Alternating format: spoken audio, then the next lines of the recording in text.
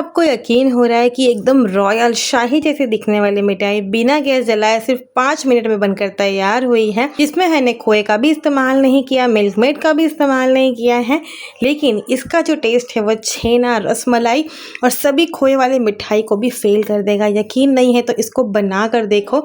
Comment में आके आप खुद मुझसे कहेंगे कि सच में इसे खाकर तो मज़ा आ गया। फेस्टिवल में तो ये 4 चांद लगा ही देगी। आपको नॉर्मल डेज में भी जब मीठा खाने का मन करे तो भी ये एकदम परफेक्ट है, क्योंकि इसमें कोई मेहनत ही नहीं है। 5 मिनट बनकर तैयार हो जाएगी कुछ सिंपल इंग्रेडिएंट्स के साथ में। ज़्यादा देरी नहीं करते और इस टेस्टी एकदम मस्त सी रेसिपी को बनाना शुरू कर लेते हैं।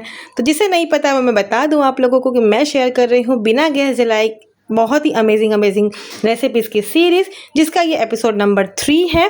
आपने पुरानी वीडियोस को भी बहुत प्यार दिया है, इसके थैंक यू सो मच। अगर इसने नहीं देखी उसके लिए मैं एंड स्क्रीन पर आई बटन पर लगा दूंगी, ज़रूर से चेकआउट करिएगा। बहुत ही अमेजिंग रेसिपी शेयर करी है, बिल्कुल भी मिस मत करिएगा। तो चलिए शुरू करते हैं। So welcome to Niyati's kitchen and magic. कैसे हैं आप सभी? आई होप आप सभी बहुत ज़्यादा अच्छे होंगे। इस रेसिपी को बनाने के लिए सबसे पहले आपको मिक्सर जार में एक थोड़ा उसमें आधी कप जितना आपको शुगर को ग्राइंड कर लेना है। पूरा इसके अंदर नहीं यूज़ करना है, सिर्फ ग्राइंड करना है। और भी रेसिपी शेयर होंगी उसमें ये चीनी आपकी यूज़ हो जाएगी। तो मैंने यहाँ पे आधी कप से कम ही चीनी ले लिया है। उसमें डाल दूँगी काजू, क्योंकि काजू मेरा बहुत फेवरेट है, जो मैं हर मिठाई में डालती ही हूँ, चाहे वो बिना गैस जलाए हो चाहे वो गैस जलाकर हो। अगर आपका भी काजू फेवरेट है या इसकी जगह आप बादाम भी ले सकते हैं, कोई प्रॉब्लम नहीं है। अगर आपको कोई और ड्राई फ्रूट भी इसके अंदर ऐड करना है चीनी के साथ में तो भी आप इस्तेमाल कर सकते हैं। तो मैंने यहाँ पर कुछ 15 से 20 काजू को ग्राइंड कर लिया है चीनी के साथ में। अब हम इसको फाइन पाउडर हमारा तैयार हो गया, इसे हम साइड में रख लेंगे। फिर एक बोल में 1/3 कप मैंने मिल्क पाउडर लिया है। उसके बाद मैंने यहाँ पर थोड़े से कटे हुए ड्राई फ्रूट्स लिए हैं, जिसको मैं थोड़ा बारीक कट कर लिया है। 4 से 5 चम्मच वो लिया है। अब यहाँ पे मैंने फ्रेश दूध की मलाई ली है, जिसे मैंने 15 से 20 मिनट के लिए फ्रीज़र में डाल दिया था, जिससे वो हल्की जम जैसी गई है।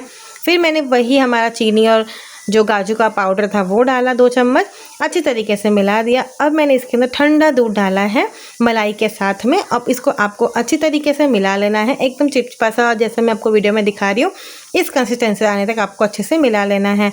अब आपको यहाँ पर 2 चीज़ें ध्यान रखनी है। सबसे पहला है, उसमें ऑलरेडी शुगर होता है, तो शुगर को आप अपने टेस्ट के अकॉर्डिंग ऐड करेगा। बाकी की चीज़ें मैं आगे कंटिन्यू करूँगी। अब आपको एक दूसरा बर्तन ले लेना है, उसमें डाल देना है ठंडा दूध। मलाई के साथ डालेंगे तो ये रेसिपी बहुत ही रॉयल और रिच लगती है, तो ज़रूर से मलाई ऐड करिएगा। फिर मैंने यहाँ पर 1/4 2 से 3 चम्मच जितना मैंने यहाँ पे मिल्क पाउडर ले लिया, और वही हमारी पीसी हुई चीनी जो काजू के साथ मैंने पेस्ट बनाई थी वो लिया, और ले लिया वही ड्राई फ्रूट वाला जो हमने चॉप्ड रखा हुआ था ना, वो डाल दिया है अच्छी तरीके से। अब इनको भी हमें मिला लेना है, लम्स नहीं पड़े, बस इसका आपको ध्यान रखना है। अब आपको ध्यान रखना है कि आपको इस पूरी रेसिपी के अंदर कहीं पर कच्चा दूध इस्तेमाल नहीं करना है। पकाकर ठंडा किया हुआ दूध इस्तेमाल करेंगे तो बहुत अच्छा रहेगा।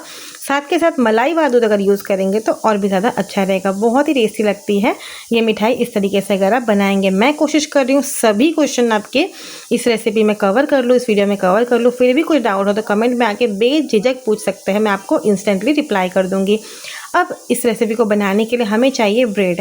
यहाँ पर आपको ब्रेड की किनारियाँ जो है वो काट लेनी है। मैंने पूरी नहीं काटी, मुझे प्रॉब्लम नहीं होती। अगर आपको दिक्कत है तो पूरी किनारियाँ अच्छे से काट लीजिए।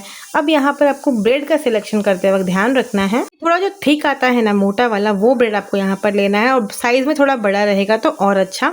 मेरे पास तो ये ऑलरेडी घर में अवेलेबल थे तो मैं इसी से बना रही हूँ।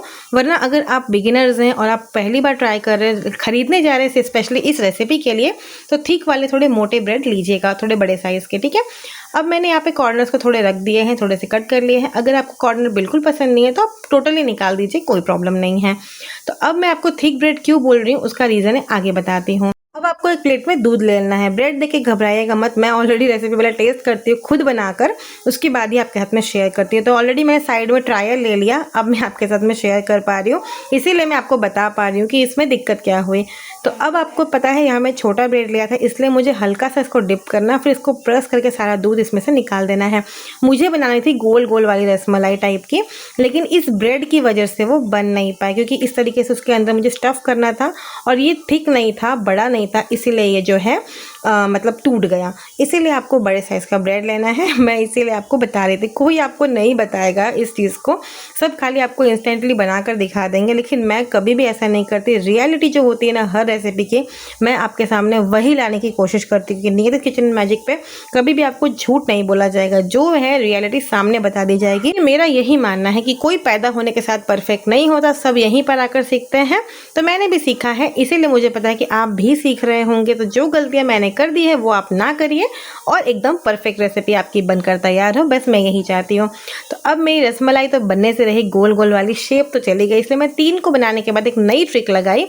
सिंपल सी ब्रेड को डाला और मैंने इसको अच्छे से निचोड़ लिया। एक ही ब्रेड को डिप किया, साथ में 2 को निचोड़ा ताकि दोनों ही हल्के से गीले हो जाए। अब मैंने लगाई बीच में ये वाली हमारी स्टफिंग, जो हमने बहुत ही क्रीमी और टेस्टी बनाकर तैयार की थी। अब इसको मैंने एक सैंडविच का रूप दे दिया और सच बता रही हूँ, ये तो रसमलाई से भी ज़्यादा अमेजिंग बन गई थी। मुझे नहीं पता था कि ये इतनी टेस्टी और लुक में भी और ज़्यादा इन्हेंस हो जाएगी। तो इन तीनों को मैं रख दिया साइड में, इनको अलग से सर्व करूँगी। और हमारा जो हमने सैंडविच टाइप का रसमलाई बनाया था उसको मैं अलग शेयर करने वाली हूँ। तो फिलहाल इनको साइड में रख देती हूँ। और हमारा जो सैंडविच वाला ब्रेड हमने बनाया था उसके ऊपर मैंने दूसरा साइड में जो टेस्ट किया था, मतलब मैंने आपको बताया ना स्टार्टिंग में कि मैं पहले टेस्ट कर लेती हूँ फिर वीडियो में दिखाती हूँ। तो मैंने जो साइड में सैंडविच का एक और लेयर बना के रखा था उसको इसके ऊपर ऐड करूँगी, बीच में वापस से हमारी फिलिंग डाल दूँगी। इस तरीके जैसे आप वीडियो में देख रहे हैं, बिल्कुल इस तरीके से बनाइएगा। और ऊपर से डाल देंगे हमारा वो टेस्टी फ्लेवर वाला दूध। सच बता रही हूँ, देख कर ही एकदम रसमलाई फेल करने वाली फीलिंग आ रही थी, देख के ही मन कर रहा था कि अब भी खा लो, लेकिन इसमें कुछ फाइनल टच देना बाकी थे। ऊपर से डाल देंगे हम कटे हुए हमारे ड्राई फ्रूट्स गार्निशिंग के लिए, और ऊपर से डाल देंगे कुछ रोज़ पेटल्स। लेकिन रोज़ पेटल्स से ना उसने इस चीज़ में सरप्राइज़ का काम किया था मेरे लिए, क्योंकि मैंने उसको एज अ गार्निशिंग डाला था, हल्की सी फ्लेवरिंग के लिए डाला था, लेकिन उस रोज़ पेटल का टेस्ट इसके अंदर बहुत टेस्टी लग रहा था। क्योंकि मैंने इसको एज अ डेकोरेशन के लिए डाला था, साथ में हल्का टेस्ट आ जाए, लेकिन उसने इस रेसिपी में 4 चांद लगा दिया।